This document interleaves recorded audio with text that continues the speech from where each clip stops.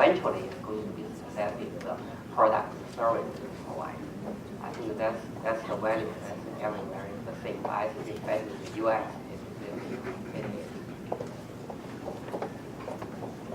We provide a lot of services to the new companies. Actually, companies approach us before they landed, so they will ask all kinds of questions, and we can give them a one-stop shop, like what kind of business they want set up, or where they want to locate. So we can provide a lot of information. But sometimes they say, "Oh, we wish that we could know you like before we landed, or no, we already landed."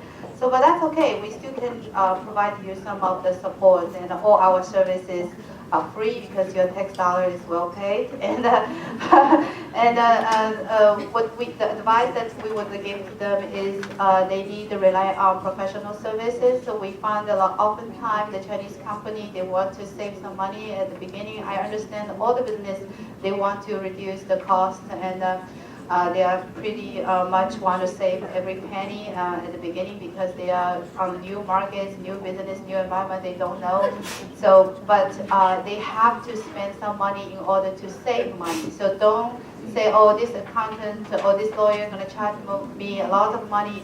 They're not really charge you a lot of money. They help you to save a lot of money because they're going to save you the trouble you get. So you will set it right. Everything, your company, your bylaw, because now you go to the bank, you open an account, then sometimes the branch doesn't know you open an account, then eventually they say, oh, do you have a company ownership document?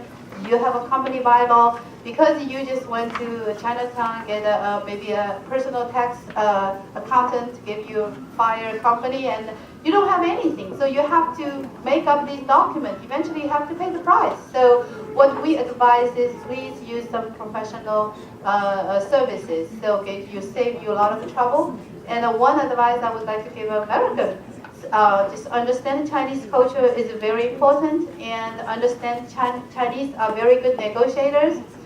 So oftentimes they negotiated after the contract is signed. So yeah, then you negotiate. So recently, I'm dealing with a company that rent an office. It's not a big one. It's like only 7 or 8,000 square feet. But they signed a letter of intent. It's only 6 items, and then after they signed, they called me and said, we want to change 3 of them. And I said, there's no way, because this is like you already agreed and signed. They said, this is really not a lease, so this is an intention. I said, yeah, because everybody put their goodwill on it and you signed. So I said, I'm not going to talk on behalf of you, so you just talk directly to the office. So it's difficult, so you have to understand. So we try to help them and help them understand the business practice. Time for one more question. Go ahead. Sorry. There'll be time to meet with Matt. Christopher Mensah-Yolson, Georgia State University, and my question goes to John and David. China is a little complex, as one of the honorable gentleman over there said. Being a Chinese, he still finds it very complex and complicated when it comes to certain areas. I'm wondering what has been your commercial diplomacy strategy when it comes to China, and what has made you so successful in doing business in China? Thank you.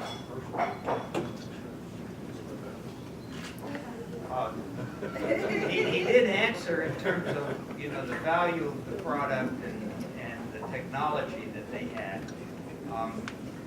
Are you talking, when you say commercial diplomacy, is how he's worked with local political leaders? Exactly. How to walk through. Sounds like you've had some experience in Africa, maybe.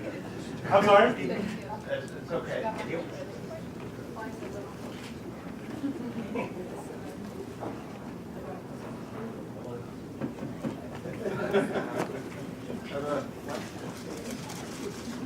There we go. Here's another. Well, in actuality, that has been, probably one of the more difficult parts of doing business in China for us. We have public affairs officials in pretty much every major country in the world that connect back to our corporate office. We have them in Shanghai and other parts of China as well, to build those relationships with the government in China as well as in the United States. But certain things are still unclear as far as regulatory environment is concerned for UPS. It's been, for example, we walk into a customer today and we can offer them international shipping globally, anywhere in the world, all of Asia, 220 countries, but there's many cities in China we're not allowed to service. So we don't, the government hasn't given us the approval to do domestic, so there's some protection going on between, they want to protect the cities or protect the carriers that are China domestic. So that's been a struggle for us. And we've been getting approvals, but it takes a lot of hard work for our in the back room with the public affairs folks to work those through. That's been a difficulty as far as that's concerned.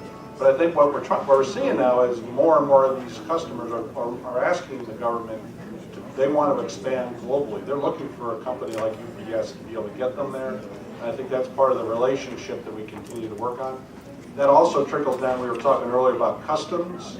Customs officials also, they don't, it's not a level playing field. So right now I know there's a investment, bilateral investment agreement that is being worked on between the Obama administration and the Chinese government regarding leveling the playing field for businesses, all businesses, so that you don't lose your investment down the road where something changes in China.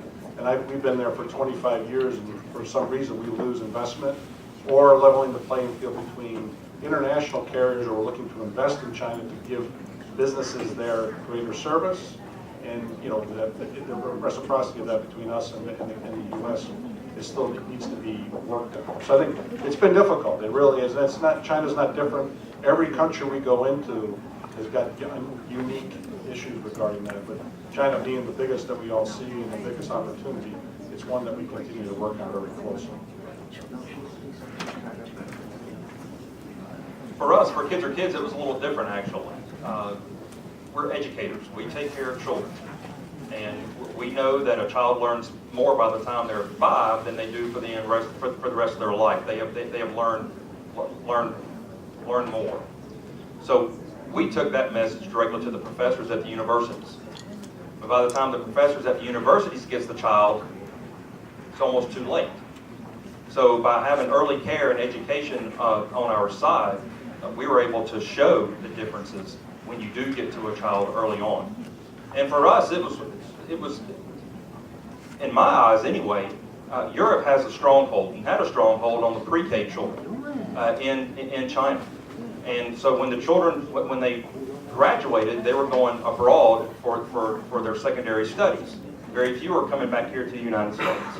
So it was really important for me to get those children at an early age, to educate them at an early age, and hopefully that they will come here to the U.S.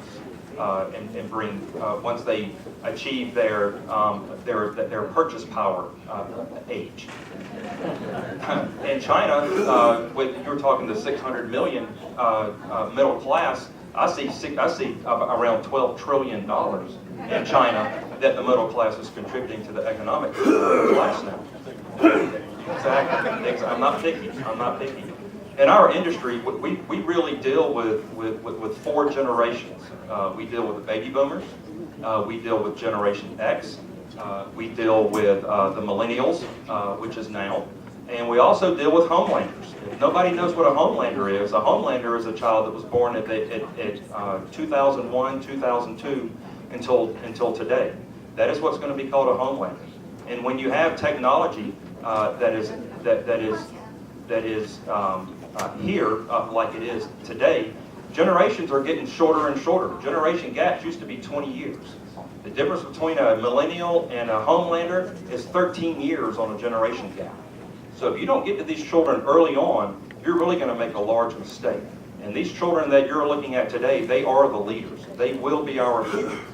So the earlier we can educate these children, the earlier that we can teach them what relationships are all about and how to work together, we're going to be better off, I assure you that. John, David, Bella, Sam, thank you.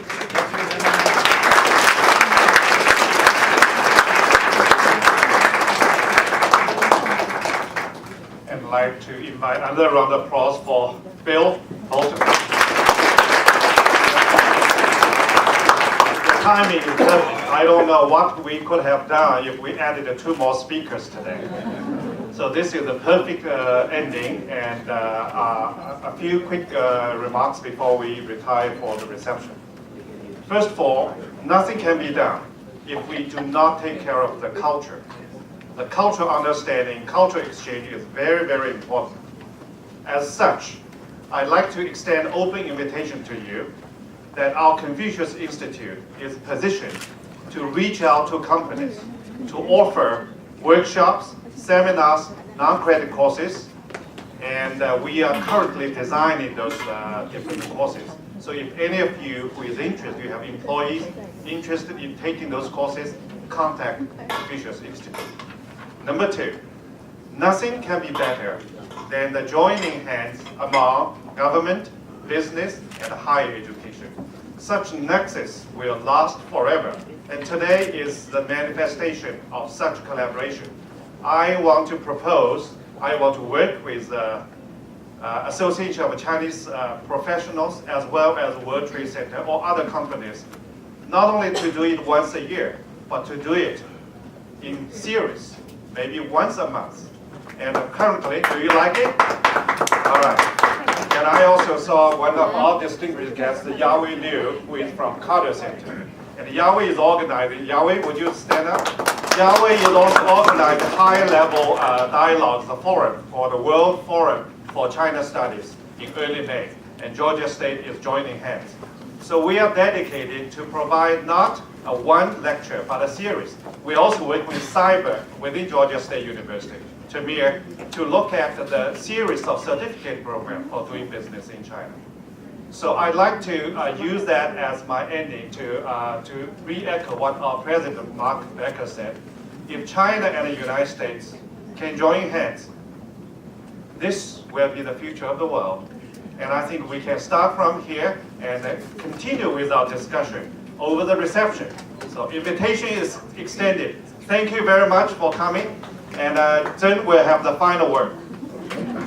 Well, I wouldn't call it a final word, but I just want to tell everyone, the open bar will be starting just in a few minutes.